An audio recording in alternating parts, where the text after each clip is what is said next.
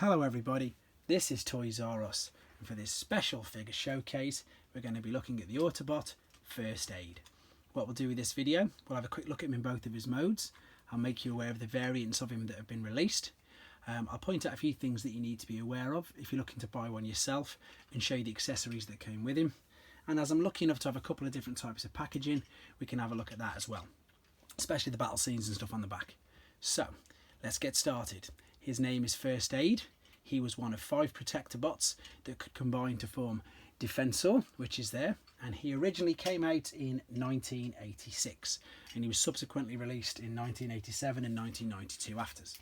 The reason why I'm telling you that is because the first initial release had a metal chest, so this appears to be a little bit darker. You might not be able to tell, but it's a little bit darker than the robot there.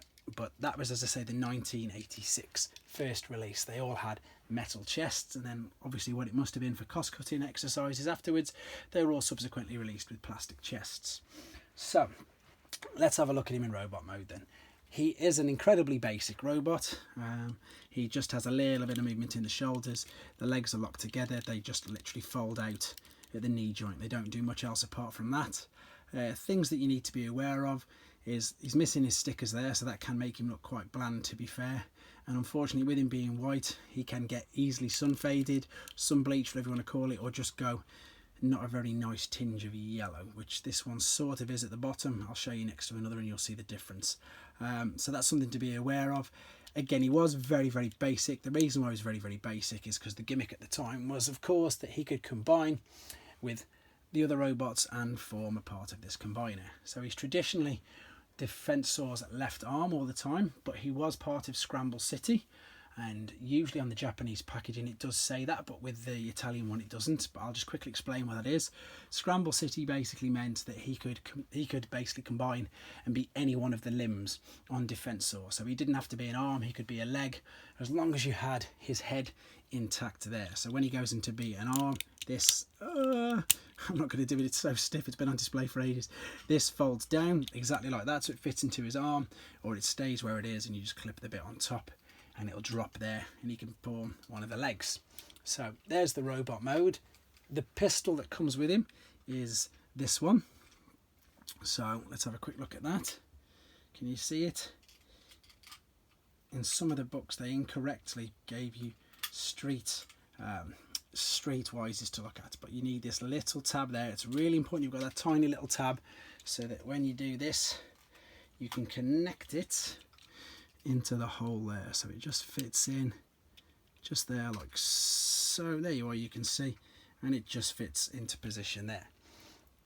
So that's something that's really important. If it hasn't got that tab, it obviously won't combine, so it's something to look out for. His alternate mode is an ambulance, obviously. So that means that, I'm sure most of you, if you had these when you were a kid, I'm sure you paired him up with Ratchet or when you were a child, but this is the ambulance mode, and it's got a dual, I think it's a photon laser as they call it, on the back. So although it's supposed to be a rescue vehicle, it can also, you know, it's got some artillery which it will need. And again, this is a very basic alternate mode. You can sort of tell obviously there that that's where it folds out for it to be his bottom of his legs, but stickers for this will be important. Corrosion in the centre of the wheels is something to look out for as well.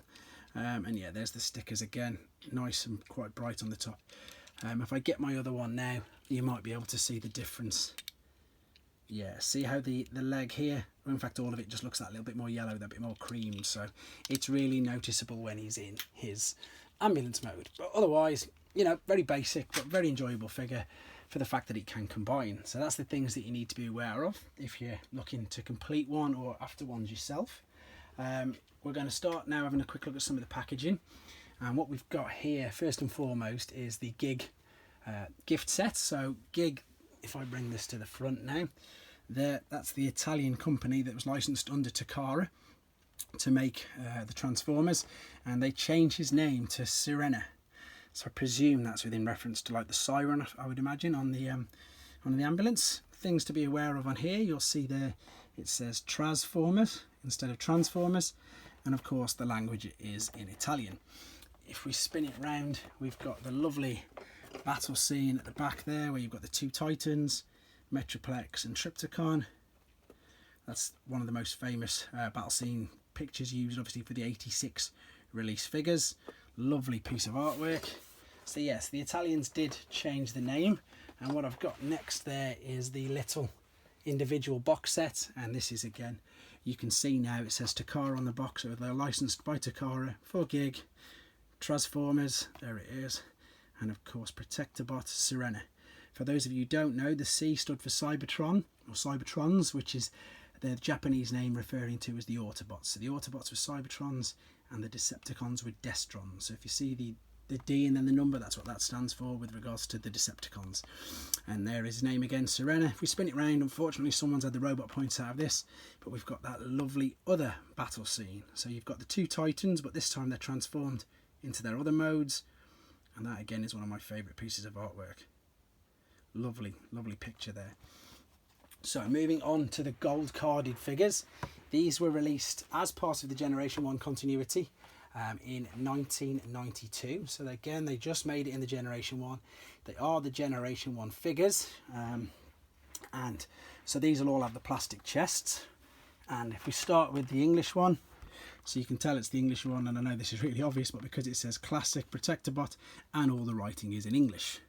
So there he is in the bubble, all nice and neat. There's his weapon.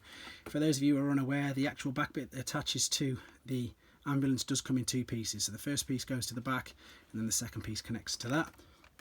Unfortunately, with these cars, there's not much going on the back. You've just got a couple of pictures of the transformation, and just the fact there at the top showing you that it's neat. He's part of the Protectobots.